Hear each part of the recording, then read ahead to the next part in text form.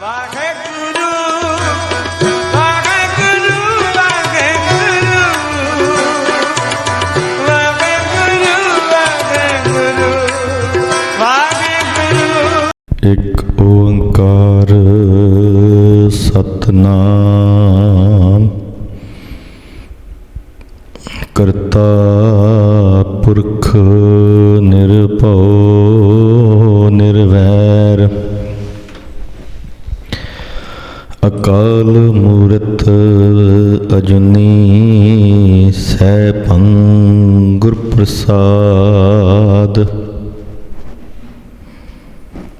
ਚੱਕਰ ਚਹਿਨ ਅਰ ਵਰਨ ਜਾਤ ਹਰ ਬਾਤ ਨਹਿਨ ਜਿਹੇ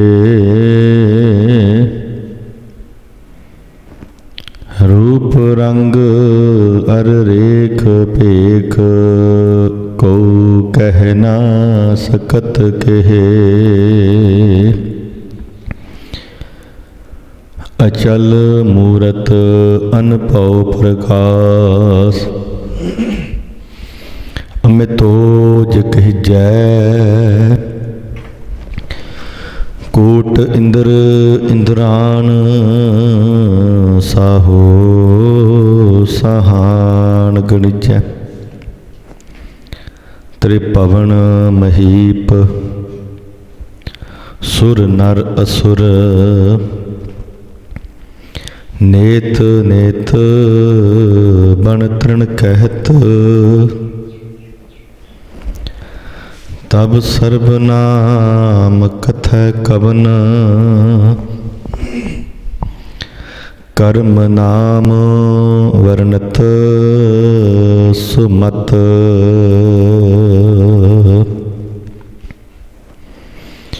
ਬਾਣੀ ਗੁਰੂ ਗੁਰੂ ਹੈ ਬਾਣੀ ਵਿੱਚ ਬਾਣੀ ਅੰਮ੍ਰਿਤ ਸਾਰੇ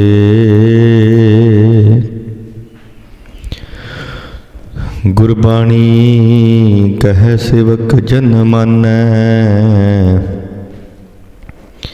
ਪ੍ਰਤੱਖ ਗੁਰੂ ਨਿਸਤਾਰੇ ਸੁਖ ਹੋਟਲ ਗੁਰ ਸੇਵੀਐ ਅਹਨਸ ਸਹਿਜ ਸੁਭਾਏ ਦਰਸ਼ਨ ਪਰਸੈ ਗੁਰੂ ਕੈ ਜਨਮ ਮਰਨ ਦੁਖ ਜਾਏ ਹੋਵੈ ਸਿਫਤ ਖਸਮ ਦੀ ਨੂਰ ਅਰਸੋਂ ਕੁਰਸੋਂ ਚੱਟੀਐ ਤੁਧ ਡਿਠੇ ਸੱਚੇ ਪਾਤਸ਼ਾਹ ਮਲ ਜਨਮ ਜਨਮ ਦੀ ਕੱਟੀਐ ਜੁਗੋ ਜੁਗ ਅਟਲ ਚਵਰ ਛਤਰ ਤਖਤ ਦੇ ਮਾਲਕ ਦੋ ਜਹਾਨ ਦੇ ਵਾਲੀ ਧੰਨ ਧੰਨ ਗੁਰੂ ਗ੍ਰੰਥ ਸਾਹਿਬ ਮਹਾਰਾਜ ਜੀ ਦੀ ਪਾਵਨ ਪਵਿੱਤਰ ਹਜ਼ੂਰੀ ਦੇ ਅੰਦਰ ਜੁੜ ਬੈਠੇ ਗੁਰੂ ਰੂਪ ਗੁਰੂ ਪਿਆਰੀ ਗੁਰੂ ਸਵਾਰੀ ਸਾਧ ਸੰਗਤ ਜੀ ਬੜੇ ਹੀ ਵੱਡੇ ਭਾਗਾਂ ਵਾਲੇ ਹੋ। ਰੋਜ਼ਾਨਾ ਹੀ ਅੰਮ੍ਰਿਤ ਵੇਲੇ ਗੁਰੂ ਘਰ ਦੀ ਹਾਜ਼ਰੀ ਭਰਦੇ ਹੋ। ਗੁਰਬਾਣੀ ਨੂੰ ਸਰਵਣ ਕਰਕੇ ਆਪਣੇ ਜੀਵਨ ਨੂੰ ਸਫਲ ਬਣਾਉਂਦੇ ਹੋ। ਅੰਮ੍ਰਿਤ ਵੇਲੇ ਦੇ ਦੀਵਾਨ ਸਜੇ ਨੇ। ਅੰਮ੍ਰਿਤ ਵੇਲੇ ਦੀਆਂ ਬਾਣੀਆਂ ਪੜ੍ਹੀਆਂ ਗਈਆਂ ਨੇ। ਨਿਤਾ ਪ੍ਰਤੀ ਦੀ ਤਰ੍ਹਾਂ ਜੋ ਅੱਜ ਦਾ ਪਾਵਨ ਹੁਕਮਨਾਮਾ ਧੰਨ ਗੁਰੂ ਗ੍ਰੰਥ ਸਾਹਿਬ ਮਹਾਰਾਜ ਸਤਿਗੁਰੂ ਸੱਚੇ ਪਾਤਸ਼ਾਹ ਜੀ ਨੇ ਕਿਰਪਾ ਕੀਤੀ ਹੈ। ਉਸ ਦੀ ਪਾਵਨ ਵਿਚਾਰ ਨੂੰ ਆਪਾਂ ਸਾਰਿਆਂ ਨੇ ਰਲ ਮਿਲ ਕਰਕੇ ਸਰਵਣ ਕਰਨਾ ਹੈ। ਆਪਣੀਆਂ ਮਨ ਦੀਆਂ ਵਿਰਤੀਆਂ ਨੂੰ ਕਰੋ ਕਾਗਰ, ਰਸਨਾ ਕਰੋ ਪਵਿੱਤਰ, ਆਖੋ ਸਤਨਾਮ। ਵਾਹਿਗੁਰੂ ਸਾਹਿਬ ਜੀ। ਸੋਰਠ ਮਹੱਲਾ ਪੰਜਵਾ। ਘਰ ਦੂਜਾ ਅਸ਼ਟਪਦੀਆ। ਇੱਕ ਓੰਕਾਰ ਸਤਿਗੁਰ ਪ੍ਰਸਾਦ। ਪਾਠ ਪੜਿਓ ਅਰ ਵੇਦ ਵਿਚਾਰਿਓ, ਨਿਵਲ ਭੁੰਗਮ ਸਾਧੇ।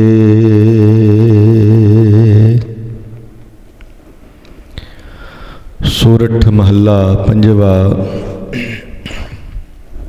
ਸੋਰਠ ਰਾਗ ਦੇ ਅੰਦਰ ਪੰਜਵੇਂ ਪਾਤਸ਼ਾਹ ਗੁਰੂ ਗ੍ਰੰਥ ਸਾਹਿਬ ਮਹਾਰਾਜ ਜੀ ਦੀ ਪਾਵਨ ਬਾਣੀ ਦੇ ਅੰਦਰ ਗੁਰੂ ਅਰਜਨ ਦੇਵ ਮਹਾਰਾਜ ਜੀ ਆਪਣੇ ਪਾਵਨ ਸ਼ਬਦ ਨੂੰ ਉਚਾਰਨ ਕਰਦੇ ਨੇ। ਘਰ ਦੂਜਾ ਦੂਸਰੇ ਘਰ ਦੇ ਵਿੱਚ ਗਾਉਣ ਦਾ ਹੁਕਮ ਹੈ। ਅਸ਼ਟਪਦੀਆ ਅੱਠ ਭਾਗਾਂ ਵਾਲਾ ਇਹ ਸ਼ਬਦ ਹੈ ਸਾਧ ਸੰਗਤ ਜੀ।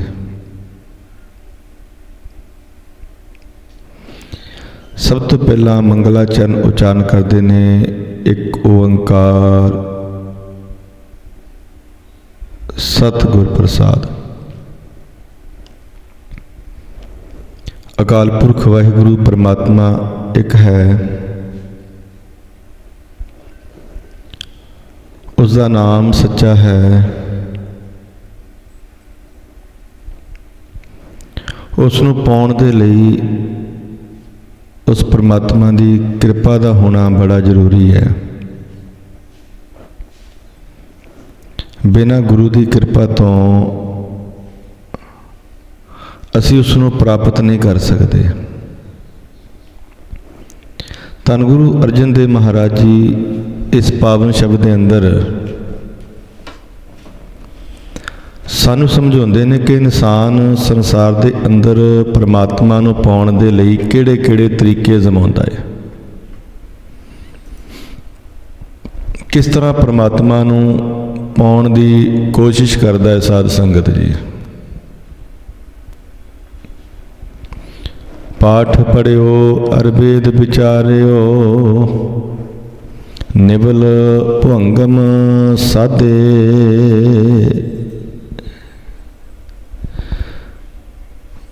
ਗੁਰੂ ਅਰਜਨ ਦੇਵ ਮਹਾਰਾਜ ਜੀ ਦੇ ਕੋਲ ਸਾਧ-ਸੰਗਤ ਜੀ ਇੱਕ ਸਿੱਖ ਨੇ ਬੇਨਤੀ ਕੀਤੀ ਕਿ ਸਤਿਗੁਰ ਜੀ, ਦੁਨੀਆ ਵਿੱਚ ਬੜੇ ਸਾਧਨ ਮੰਨੇ ਗਏ ਹਨ ਪਰਮੇਸ਼ਰ ਦੀ ਪ੍ਰਾਪਤੀ ਦੇ। ਕਿਹੜੇ-ਕਿਹੜੇ ਸਾਧਨਾਂ ਦੇ ਨਾਲ ਪਰਮੇਸ਼ਰ ਦੀ ਪ੍ਰਾਪਤੀ ਹੁੰਦੀ ਹੈ। ਤੇ ਗੁਰੂ ਅਰਜਨ ਦੇਵ ਮਹਾਰਾਜ ਜੀ ਆਖਣ ਲੱਗੇ ਕਿ ਭਾਈ ਸਿੱਖਾ, ਤੂੰ ਕਿਹੜੇ-ਕਿਹੜੇ ਸਾਧਨ ਕਰਦਾ ਹੈ? ਤੂੰ ਜਿਹੜੇ-ਜਿਹੜੇ ਸਾਧਨ ਕੀਤੇ ਹਨ ਤੂੰ ਉਹ ਦੱਸ। ਤੇ ਸਿੱਖ ਨੇ ਦੱਸੇ ਕਿ ਸਤਿਗੁਰੂ ਜੀ, ਮੈਂ ਆਹ ਕਰਮ ਕਰਦਾ ਹਾਂ। ਤੇ ਉਸ ਵੇਲੇ ਉਸ ਸਿੱਖ ਦੇ ਦੁਆਰਾ ਦੱਸੇ ਗਏ ਸਾਧਨਾਂ ਨੂੰ ਗੁਰੂ ਅਰਜਨ ਦੇਵ ਮਹਾਰਾਜ ਜੀ ਨੇ ਇਸ ਸ਼ਬਦ ਦੇ ਰੂਪ ਦੇ ਵਿੱਚ ਉਚਾਰਨ ਕੀਤਾ। ਸਾਧ ਸੰਗਤ ਜੀ, ਜਿਵੇਂ ਸਿੱਖ ਨੇ ਗੁਰੂ ਨੂੰ ਆਖਿਆ, ਸਤਿਗੁਰ ਸੱਚੇ ਪਾਤਸ਼ਾਹ ਨੇ ਸ਼ਬਦ ਉਚਾਰਨ ਕੀਤਾ, ਪਾਠ ਪੜ੍ਹਿਓ ਅਰ ਵੇਦ ਵਿਚਾਰਿਓ।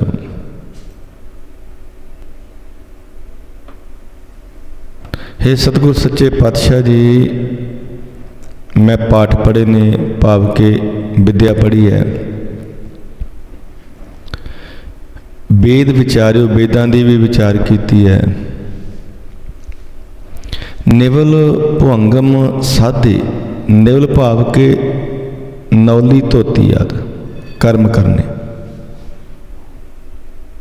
ਸਨਾਤਨ ਧਰਮ ਦੇ ਵਿੱਚ ਕੀਤੇ ਜਾਂਦੇ ਇਹ ਕਰਮ ਨੇ ਸਾਧ ਸੰਗਤ ਜੀ। ਭੁਅੰਗਮ ਸਾਧੇ ਕੁੰਡਲਨੀ ਭਾਵ ਕੇ ਆਪਣੀ ਜਿਹੜੀ ਨਾੜੀ ਹੈ ਨਾ ਉਹਨੂੰ ਸਾਧਨਾ ਸਾਧ ਸੰਗਤ ਜੀ। ਆਪਣੇ ਸਰੀਰ ਨੂੰ ਸਾਧ ਲੈਣਾ। ਹੁਣ ਨੌਲੀ ਕਰਮ ਕੀ ਹੈ ਸਾਧ ਸੰਗਤ ਜੀ? ਇਹ ਇੱਕ ਯੋਗ ਕਿਰਿਆ ਹੈ।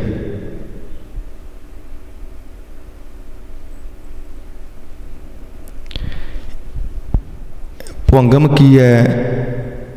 ਇਹ ਜਿਹੜੀਆਂ ਸਾਡੇ ਅੰਦਰ ਨਾੜੀਆਂ ਨੇ, ਸੁਖਮਨਾ ਨਾੜੀ, ਪਿੰਗਲਾ ਨਾੜੀ, ਇੜਾ ਨਾੜੀ, ਉਸ ਨੂੰ ਸਾਧਨਾ ਸਾਧ ਸੰਗਤ ਜੀ।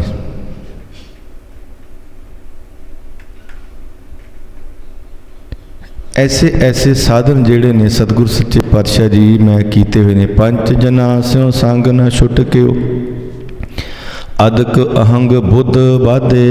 ਹੇ ਸਤਿਗੁਰ ਜੀ ਮੈਂ ਯੋਗ ਸਾਧਨਾ ਕਰਕੇ ਵੀ ਵੇਖੇ ਨੇ, ਪਰ ਜਿਹੜੇ ਪੰਜ ਨੇ ਕਾਮ ਕ੍ਰੋਧ ਲੋਭ ਮੋਹ ਹੰਕਾਰ, ਇਹਨਾਂ ਦਾ ਸਾਥ ਨਹੀਂ ਛੁੱਟਿਆ। ਇਹ ਮੇਰੇ ਨਾਲ ਹੀ ਨੇ। ਸਗੋਂ ਇਹਨਾਂ ਨੂੰ ਕਰਨ ਦੇ ਨਾਲ, ਸਾਧਨਾ ਕਰਨ ਦੇ ਨਾਲ ਅਦਕ ਅਹੰਗ ਬੁੱਧ ਬਾਧੇ, ਸਗੋਂ ਹੰਕਾਰ ਵੱਧਦਾ ਹੀ ਗਿਆ, ਘਟਿਆ ਨਹੀਂ ਹੈ। ਹੰਕਾਰ ਵੱਧਦਾ ਹੀ ਗਿਆ। ਪਿਆਰੇ ਇਨ ਬਿਦ ਮਿਲਣ ਨਾ ਜਾਈ, ਮੈਂ ਕੀਏ ਕਰਮ ਅਨੇਕਾ। ਹੇ ਮੇਰੇ ਪਿਆਰੇ ਸਤਿਗੁਰ ਸੱਚੇ ਪਾਤਸ਼ਾਹ ਜੀ, ਮੈਂ ਅਨੇਕਾਂ ਕਰਮ ਕੀਤੇ ਨੇ। ਇਸ ਵਿਧੀ ਦੇ ਨਾਲ ਮੈਨੂੰ ਪਰਮਾਤਮਾ ਦੀ ਪ੍ਰਾਪਤੀ ਨਹੀਂ ਹੋਈ ਹੈ। ਮੈਂ ਬੜੇ ਯਤਨ ਕੀਤੇ ਨੇ, ਬੜੇ ਤਰੀਕਿਆਂ ਦੇ ਨਾਲ ਮਿਲਣ ਦੀ ਕੋਸ਼ਿਸ਼ ਕੀਤੀ ਹੈ। ਹਾਰ ਪਰਿਓ ਸੁਆਮੀ ਕੈ ਦੁਆਰੈ, ਦੀਜੈ ਬੁੱਧ ਵਿਵੇਕਾ। ਹੇ ਸਤਿਗੁਰ ਸੱਚੇ ਪਾਤਸ਼ਾਹ ਜੀ, ਹੇ ਮੇਰੇ ਸੁਆਮੀ, ਮੈਂ ਹਾਰ ਕੇ ਥੱਕ ਕੇ ਤੁਹਾਡੀ ਸ਼ਰਨ ਦੇ ਵਿੱਚ ਆਇਆ ਹਾਂ। ਦੀਜੈ ਬੁੱਧ ਵਿਵੇਕਾ। ਹੇ ਸਤਿਗੁਰ ਸੱਚੇ ਪਾਤਸ਼ਾਹ ਜੀ, ਕਿਰਪਾ ਕਰਕੇ ਮੈਨੂੰ ਬੁੱਧੀ ਦੇਵੋ, ਮੈਨੂੰ ਗਿਆਨ ਦੇ ਦੇਵੋ, ਮੈਨੂੰ ਗਿਆਨ ਬਖਸ਼ ਦੇਵੋ, ਜਿਹਦੇ ਕਰਕੇ ਮੈਨੂੰ ਐਸੀ ਬੁੱਧੀ ਦੇ ਦੇਵੋ ਜਿਸ ਬੁੱਧੀ ਦੇ ਕਰਕੇ ਮੈਨੂੰ ਗਿਆਨ ਮਿਲ ਜਾਵੇ।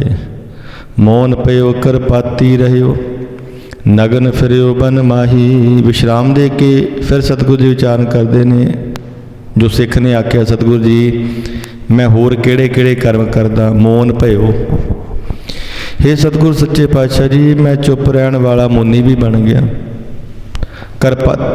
ਕਰਪਾਤੀ ਰਹਿਓ, ਹੱਥਾਂ ਨੂੰ ਆਪਣਾ ਭਾਂਡਾ ਬਣਾ ਕੇ ਵੀ ਖਾਧਾ ਹੈ। ਭਾਵ ਕਿ ਮੈਂ ਭੋਜਨ ਜਿਹੜਾ ਖਾਧਾ ਉਹ ਹੱਥ ਦੇ ਉੱਤੇ ਰੱਖ ਕੇ ਖਾਧਾ, ਕਿਸੇ ਧਾਤ ਦੇ ਵਿੱਚ, ਕਿਸੇ ਬਰਤਨ ਦੇ ਵਿੱਚ ਰੱਖ ਕੇ ਨਹੀਂ ਖਾਧਾ। ਨਗਨ ਫਿਰਿਓ ਬਨ ਮਾਹੀ, ਜੰਗਲਾਂ ਦੇ ਵਿੱਚ ਨਗਨ ਵੀ ਰਿਹਾ ਮੈਂ। ਸਤਿਸੰਗ ਜੀ, ਸਾਰੇ ਸਾਧਨ ਜਿਹੜੇ ਨੇ ਪ੍ਰਮਾਤਮਾ ਨੂੰ ਪਾਉਣ ਦੇ ਮੰਨੇ ਗਏ ਨੇ, ਪਰ ਇਹਨਾਂ ਦੇ ਨਾਲ ਪ੍ਰਮਾਤਮਾ ਦੀ ਪ੍ਰਾਪਤੀ ਨਹੀਂ ਹੁੰਦੀ, ਹੰਕਾਰ ਵੱਧਦਾ।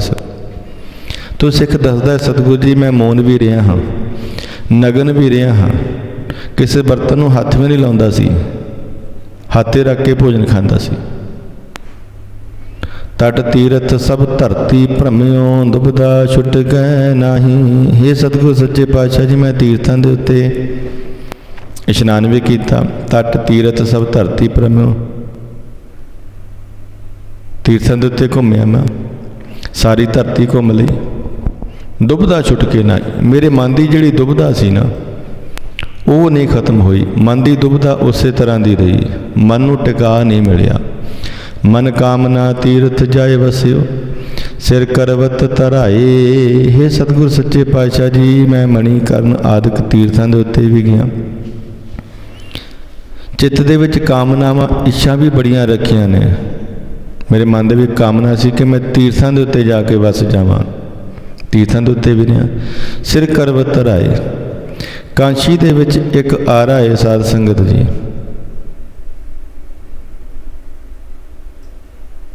ਤੇ ਉੱਥੇ ਐਸੀ ਮਾਨਤਾ ਹੈ ਕਿ ਜਿਹੜਾ ਆਰੇ ਦੇ ਨਾਲ ਆਪਣੇ ਆਪ ਨੂੰ ਕਟਾ ਲੈਂਦਾ ਹੈ ਉਹਨੂੰ ਮੁਕਤੀ ਮਿਲਦੀ ਹੈ। ਉਹ ਸਿੱਖ ਆਖਣ ਲੱਗਾ ਸਤਿਗੁਰੂ ਜੀ ਮੇਰੇ ਮਨ ਦੀ ਕਾਮਨਾ ਸੀ ਕਿ ਮੈਂ ਕਾਸ਼ੀ ਜਾ ਕੇ ਉਸ ਆਰੇ ਦੇ ਨਾਲ ਆਪਣੇ ਆਪ ਨੂੰ ਕਟਾ ਲਵਾਂ। ਮਨ ਕੀ ਮੈਲ ਨਾ ਉਤਰੈ ਇਹ ਬਿਦ, ਜੇ ਲੱਖ ਯਤਨ ਕਰਾਏ। ਇਹ ਸਤਿਗੁਰੂ ਸੱਚੇ ਪਾਤਸ਼ਾਹ ਜੀ ਮੈਂ ਜਾਣਿਆ ਕਿ ਜੇਕਰ ਮੈਂ ਇਹ ਕੰਮ ਵੀ ਕਰ ਲਿਆ ਤੇ ਮਨ ਦੀ ਜਿਹੜੀ ਮੈਲ ਹੈ ਉਹ ਤਾਂ ਨਹੀਂ ਉਤਰਨੀ, ਭਾਵੇਂ ਲੱਖਾਂ ਹੀ ਯਤਨ ਕਰ ਲਓ, ਭਾਵੇਂ ਜਿੰਨੇ ਮਰਜ਼ੀ ਤਰੀਕੇ ਅਜ਼ਮਾ ਲਓ। ਕਨਕ ਕਾਮਨੀ ਹੈ ਵਿਰ ਗੈਵਰ ਬਹੁ ਬਿਦ ਦਾਨ ਦਾਤਾਰਾ। ਫਿਰ ਸਤਿਗੁਰੂ ਸੱਚੇ ਪਾਤਸ਼ਾਹ ਜੀ ਮੈਂ ਸੋਨੇ ਚਾਂਦੀ ਦੇ ਘੋੜੇ ਆਦਿਕ, ਹਾਥੀ ਆਦਿਕ, ਹੋਰ ਬੜੇ ਤਰੀਕਿਆਂ ਦੇ ਦਾਨ ਵੀ ਬੜੇ ਕੀਤੇ ਨੇ। ਇਹਨਾਂ ਨੂੰ ਵੀ ਪਰਮਾਤਮਾ ਦੀ ਪ੍ਰਾਪਤੀ ਦਾ ਸਾਧਨ ਮੰਨਿਆ ਜਾਂਦਾ ਸੀ। ਸੋਨਾ ਦਾਨ ਕਰਨਾ, ਚਾਂਦੀ ਦਾਨ ਕਰਨਾ, ਲੋਹਾ ਦਾਨ ਕਰਨਾ, ਘੋੜੇ ਆਦਿਕ ਦਾਨ ਕਰਨੇ, ਹਾਥੀ ਆਦਿਕ ਦਾਨ ਕਰਨੇ। ਪਾਤਸ਼ਾਹ ਜੀ ਮੈਂ ਇਹ ਵੀ ਕਰਕੇ ਦੇਖ ਲਿਆ। ਅੰਨ ਵਸਤਰ ਭੂਮ ਬਹੁ ਅਰਪੇ ਨਹਿ ਮਿਲੀਐ ਹਰ ਦੁਆਰਾ। ਅੰਨ ਵੀ ਦਾਨ ਦਿੱਤਾ, ਵਸਤਰ ਵੀ ਆਦਿ ਦਾਨ ਦਿੱਤੇ, ਭੂਮ ਭਾਵ ਕਿ ਧਰਤੀ ਦਾਨ ਦੇ ਦੇਣੀ ਕਿਸੇ ਨੂੰ। ਇਹ ਵੀ ਕਰਕੇ ਦੇਖ ਲਿਆ, ਪਰ ਫਿਰ ਵੀ ਪਰਮਾਤਮਾ ਦੀ ਪ੍ਰਾਪਤੀ ਨਹੀਂ ਹੋਈ, ਪਰਮਾਤਮਾ ਦੇ ਘਰ ਦਾ ਗਿਆਨ ਨਹੀਂ ਮਿਲਿਆ, ਪਰਮਾਤਮਾ ਦਾ ਦਰਸ਼ਨ ਨਹੀਂ ਹੋਇਆ, ਪਰਮਾਤਮਾ ਦੇ ਘਰ ਦੀ ਪ੍ਰਾਪਤੀ ਨਹੀਂ ਹੋਈ। ਪੂਜਾ ਅਰਚਾ ਬੰਧਨ ਡੰਡੌਤ ਖਟ ਕਰਮਾ ਰਤ ਰਹਤਾ। ਹੈ ਸਤਿਗੁਰ ਸੱਚੇ ਪਾਤਸ਼ਾਹ ਜੀ ਪੂਜਾ ਵੀ ਕੀਤੀ ਹੈ, ਅਰਚਨਾ ਭਾਵ ਕਿ ਚੰਦਨ ਦਾ ਛਿੜਕਾਅ ਵੀ ਕੀਤਾ ਹੈ, ਬੰਦਨਾ ਵੀ ਕੀਤੀ ਹੈ, ਡੰਡੌਤ ਡੰਡੇ ਦੀ ਤਰ੍ਹਾਂ ਧਰਤੀ ਤੇ ਲੰਮੇ ਪੈ ਕੇ ਨਮਸਕਾਰ ਕਰਨੀ।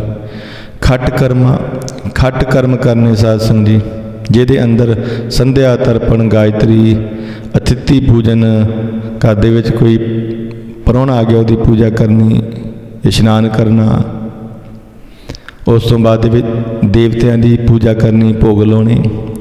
ਇਸ ਤਰ੍ਹਾਂ ਦੇ ਖਟ ਕਰਮ ਮੰਨੇ ਗਏ ਨੇ। ਹੋਰ ਖਟ ਕਰਮ ਵੀ ਬੜੇ ਨੇ ਸਾਧ ਸੰਗਤ ਜੀ। ਵਿੱਦਿਆ ਪੜ੍ਹਨੀ, ਵਿੱਦਿਆ ਪੜ੍ਹਾਉਣੀ, ਦਾਨ ਦੇਣਾ, ਦਾਨ ਲੈਣਾ, ਜਗ ਕਰਨਾ, ਜਗ ਕਰਾਉਣਾ ਆਦਿ। ਹੋਰ ਵੀ ਬੜੇ ਖਟ ਕਰਮ ਨੇ ਸਾਧ ਸੰਗਤ ਜੀ। ਵੇਦ ਅਭਿਆਸ, ਤਪ ਕਰਨਾ, ਗਿਆਨ ਕਰਨਾ, ਇੰਦਰੀਆਂ ਨੂੰ ਜਿੱਤਣਾ, ਅਹਿੰਸਾ ਕਰਨੀ ਭਾਵ ਕਿ ਲੜਾਈ ਝਗੜਾ ਨਹੀਂ ਕਰਨਾ, ਗੁਰੂ ਦੀ ਸੇਵਾ ਕਰਨੀ। ਹੋਰ ਵੀ ਬੜੇ ਤਰ੍ਹਾਂ ਦੇ ਸਾਧ ਸੰਗਤ ਜੀ ਖਟ ਕਰਮ ਨੇ। ਜਪ, ਤਪ, ਪੂਜਾ, ਤੀਰਥ, ਮੰਤਰ ਸਾਧਨ, ਸੰਨਿਆਸ ਆਦਿ ਕਰਨਾ,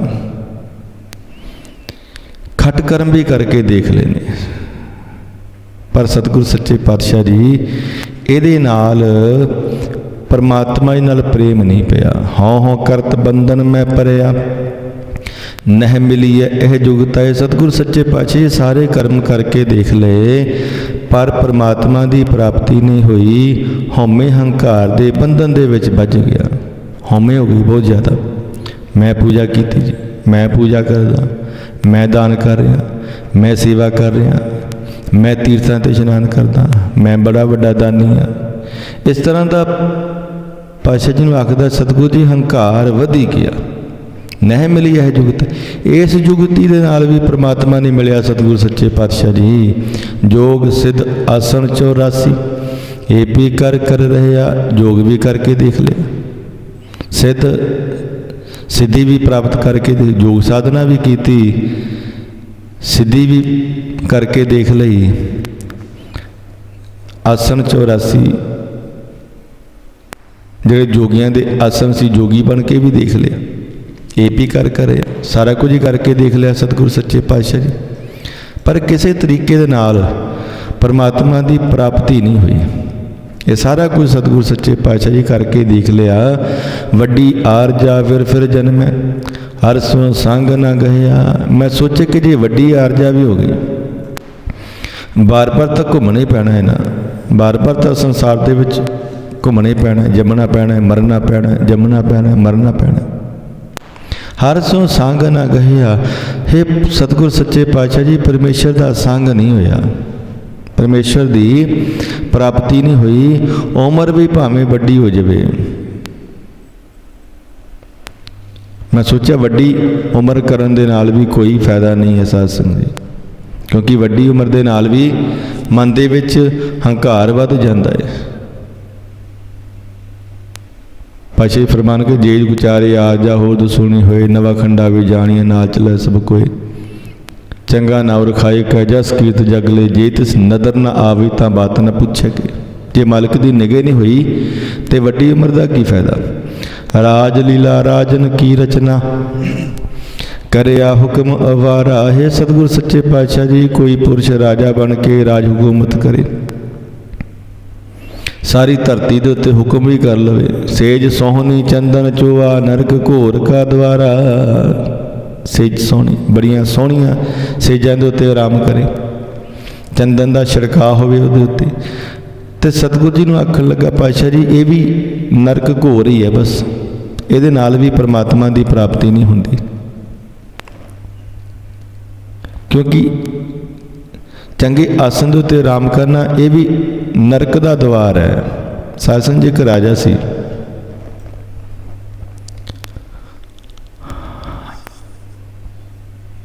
ਉਹਨੇ ਆਪਣੇ ਆਸਨ ਨੂੰ ਸਾਫ਼ ਕਰਨ ਦੇ ਲਈ ਗੋਲੀ ਰੱਖੀ ਹੋਈ ਸੀ। ਸਾਧ ਸੰਗਤ ਜੀ, ਗੋਲੀ ਨੇ ਰੋਜ਼ ਆਸਨ ਸਾਫ਼ ਕਰਕੇ ਵਿਛਾਉਣਾ, ਚੰਦਨ ਦਾ ਛਿੜਕਾਅ ਕਰਨਾ।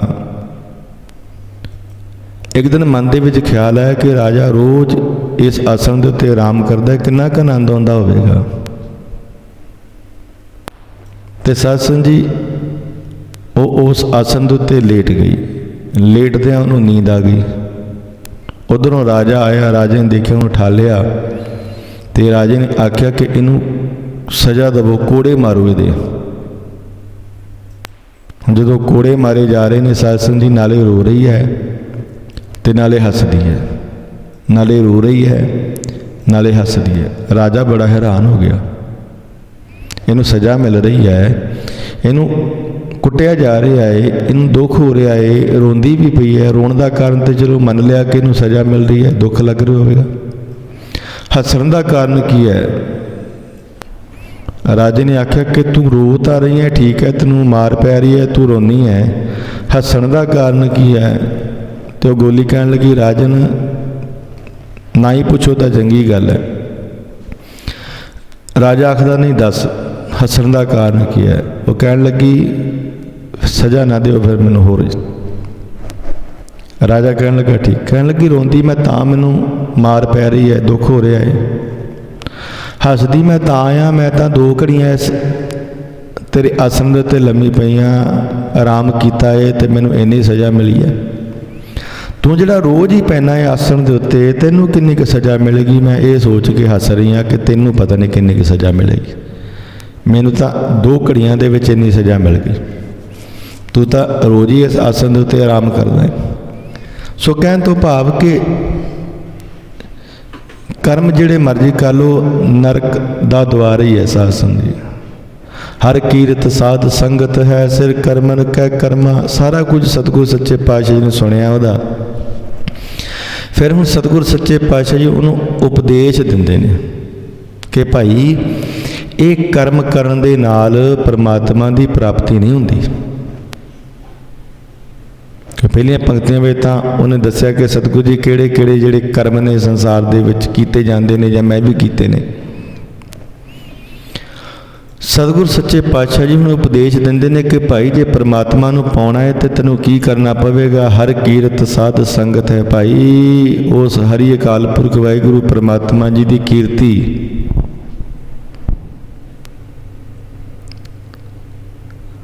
ਰੱਬ ਦੇ ਪਿਆਰਿਆਂ ਦਾ ਸੰਗ ਕਰਨਾ, ਸਤਸੰਗਤ ਕਰਨੀ, ਸਿਰ ਕਰਮਨ ਕੇ ਕਰਮਾ, ਇਹ ਭਾਈ ਸਾਰੇ ਕਰਮਾਂ ਤੋਂ ਸ੍ਰੇਸ਼ਟ ਕਰਮ ਹੈ। ਇੱਕ ਜਿੰਨੇ ਵੀ ਕਰਮ ਕਾਂਡ ਨੇ ਇਹਨਾਂ ਦੇ ਨਾਲ ਤਾਂ ਹੰਕਾਰ ਵੱਧਦਾ ਹੈ, ਪਰ ਜਿਹੜੀ ਉਸ ਮਾਲਕ ਦੀ ਕੀਰਤੀ ਕਰਨੀ ਹੈ, ਮਾਲਕ ਦੇ ਗੁਣ ਗਾਉਣੇ ਨੇ, ਪਾਤਸ਼ਾਹ ਜੀ ਆਖਦੇ ਨੇ ਇਹ ਸਾਰੇ ਕਰਮਾਂ ਤੋਂ ਸ੍ਰੇਸ਼ਟ ਕਰਮ ਹੈ। ਕਹੋ ਨਾਨਕ ਤਿਸ ਭਇਓ ਪ੍ਰਾਪਤ, ਜਿਸ ਪੁਰਬ ਲਿਖੇ ਕਾ ਲਹਿਣਾ। ਸਤਿਗੁਰ ਸੱਚੇ ਪਾਤਸ਼ਾਹ ਜੀ ਆਖਦੇ ਨੇ ਕਿ ਭਾਈ ਇਹ ਜਿਹੜੀ ਸਤਸੰਗਤ ਹੈ ਨਾ, ਗੁਰੂ ਦੀ ਕੀਰਤੀ ਕਰਨੀ ਹੈ, ਇਹ ਸਾਰਿਆਂ ਨੂੰ ਪ੍ਰਾਪਤ ਨਹੀਂ ਹੁੰਦੀ। ਇਹ ਉਹਨੂੰ ਪ੍ਰਾਪਤ ਹੁੰਦੀ ਹੈ ਜਿਸ ਪੁਰਬ ਲਿਖੇ ਕਾ ਲਹਿਣਾ, ਜਿਹਦੇ ਪੂਰਬਲੇ ਕਰਮਾਂ ਦੇ ਵਿੱਚ ਲਿਖਿਆ ਹੋਵੇ ਕਿ ਇਹਨੇ ਸਤਸੰਗਤ ਕਰਨੀ ਹੈ, ਇਹਨੇ ਨਾਮ ਜਪਣਾ ਹੈ। ਪੂਰਬਲੇ ਕਰਮਾਂ ਦੇ ਵਿੱਚ ਜਿਹੜੇ ਚੰਗੇ ਕਰਮ ਕੀਤੇ ਨੇ ਉਹਨਾਂ ਦੇ ਨਾਲ ਭਾਈ ਸਤਸੰਗਤ ਮਿਲਦੀ ਹੈ। ਨਹੀਂ ਤਾਂ ਇਨਸਾਨ ਵਹਿਮਾਂ ਭਰਮਾਂ ਪਖੰਡਾਂ ਦੇ ਵਿੱਚ ਹੀ ਘੁੰਮੀ ਜਾਂਦਾ ਹੈ, ਬਸ ਪਖੰਡਾਂ ਦੇ ਵਿੱਚ ਹੀ ਘੁੰਮੀ ਜਾਂਦਾ ਹੈ। ਸਤਸੰਗਤ ਕੇਵਲ ਪੂਰਬਲੇ ਕਰਮਾਂ ਦੇ, ਚੰਗੇ ਕਰਮਾਂ ਦੇ ਕਰਕੇ ਮਿਲਦੀ ਹੈ। ਕੋਈ ਚੰਗਾ ਕੰਮ ਕੀਤਾ ਹੋਵੇ ਤਾਂ ਸਤਸੰਗਤ ਮਿਲਦੀ ਹੈ। ਤੇਰੋ ਸੇਵਕ ਇਹੋ ਰੰਗ ਮਾਤਾ। ਸਤਿਗੁਰੂ ਜੀ ਆਖਦੇ ਨੇ ਕਿ ਵਾਹਿਗੁਰੂ ਜੀ, ਜਿਹੜਾ ਤੇਰਾ ਸੇਵਕ ਹੈ ਨਾ, ਉਹ ਇਸ ਰੰਗ ਦੇ ਵਿੱਚ ਰੰਗਿਆ ਰਹਿੰਦਾ ਹੈ, ਮਸਤ ਰਹਿੰਦਾ ਹੈ। ਭਾਵ ਕਿ ਜਿਹੜਾ ਪ੍ਰਮਾਤਮਾ ਦਾ ਸੇਵਕ ਹੈ ਨਾ, ਉਹ ਨਾਮ ਦੇ ਰੰਗ ਦੇ ਵਿੱਚ ਮਸਤ ਰਹਿੰਦਾ ਹੈ। ਭਾਈ ਭਇਓ ਕਿਰਪਾਲ ਦੀਨ ਦੁਖ ਭੰਜਨ, ਹਰ ਹਰ ਕੀਰਤਨ ਇਹੋ ਮਨ ਰਾਤਾ। ਹੇ ਦੀਨ ਦੁਨੀਆ ਕਾਲ ਪੁਰਖ ਵਾਹਿਗੁਰੂ ਪ੍ਰਮਾਤਮਾ ਜੀ, ਜਿਹਦੇ ਉੱਤੇ ਆਪ ਜੀ ਦੀ ਕਿਰਪਾ ਹੋ ਜਾਵੇ, ਰਹਿਮਤ ਹੋ ਜਾਵੇ, ਤੁਸੀਂ ਦੁਖੀਆਂ ਦੇ ਦੁੱਖਾਂ ਨੂੰ ਦੂਰ ਕਰਨ ਵਾਲੇ ਹੋ, ਗਰੀਬਾਂ ਦੇ ਦੁੱਖਾਂ ਨੂੰ ਦੂਰ ਕਰਨ ਵਾਲੇ ਹੋ, ਜਿਹਦੇ ਤੇ ਆਪ ਜੀ ਦੀ ਕਿਰਪਾ ਰਹਿਮਤ ਹੋ ਜਾਵੇ, ਹਰ ਹਰ ਕੀਰਤਨ ਇਹੋ ਮਨ ਰਾਤਾ। ਉਹਦਾ ਮਨ ਹਰੀ ਅਕਾਲ ਪੁਰਖ ਵਾਹਿਗੁਰੂ ਪ੍ਰਮਾਤਮਾ ਜੀ ਦੀ ਕੀਰਤੀ ਦੇ ਵਿੱਚ ਲੱਗ ਜਾਂਦਾ ਹੈ, ਸਾਧ ਸੰਗਤ ਜੀ, ਰੰਗਿਆ ਰਹਿੰਦਾ ਹੈ ਉਹਦਾ ਮਨ। ਇਸ ਕਰਕੇ ਸਤਿਗੁਰੂ ਸੱਚੇ ਪਾਤਸ਼ਾਹ ਜੀ ਨੇ ਉਹ ਸਿੱਖ ਨੂੰ ਸਮਝਾਇਆ ਕਿ ਭਾਈ ਕਰਮ ਕਾਂਡਾਂ ਦੇ ਨਾਲ ਪਰਮਾਤਮਾ ਨਹੀਂ ਮਿਲਦੇ। ਜੇ ਪਰਮਾਤਮਾ ਨੂੰ ਮਿਲਣਾ ਹੈ ਤੇ ਤੈਨੂੰ ਭਾਈ ਉਸ ਮਾਲਕ ਜੀ ਦਾ ਸਿਮਰਨ ਕਰਨਾ ਪੈਣਾ। ਰਹਾਉ ਦੂਜਾ, ਇੱਥੇ ਦੂਜਾ ਰਹਾਉ ਤਾਂ ਲਿਖਿਆ ਕਿਉਂਕਿ ਸਮਾਪਤੀ ਤੋਂ ਬਾਅਦ ਦੇ ਵਿੱਚ ਵੀ ਸਤਿਗੁਰੂ ਸੱਚੇ ਪਾਤਸ਼ਾਹ ਜੀ ਨੇ ਪੰਕਤੀਆਂ ਨੂੰ ਉਚਾਰਨ ਕੀਤਾ ਹੈ, ਉਪਦੇਸ਼ ਦਿੱਤਾ ਹੈ। ਸਾਧ ਸੰਗਤ ਜੀ, ਇਹ ਜੋ ਅੱਜ ਦੇ ਪਾਵਨ ਸ਼ਬਦ ਦੇ ਅੰਦਰ ਧੰਨ ਗੁਰੂ ਅਰਜਨ ਦੇਵ ਮਹਾਰਾਜ ਜੀ ਨੇ ਸਾਨੂੰ ਉਪਦੇਸ਼ ਦਿੱਤਾ ਹੈ, ਅਸੀਂ ਵੀ ਯਤਨ ਕਰੀਏ ਵਹਿਮਾਂ ਭਰਮਾਂ ਪਖੰਡਾਂ ਨੂੰ ਛੱਡ ਕੇ ਨਾਮ ਦੇ ਨਾਲ ਜੁੜੀਏ ਤਾਂ ਜੋ ਸਾਡਾ ਜੀਵਨ ਸਫਲ ਹੋ ਸਕੇ।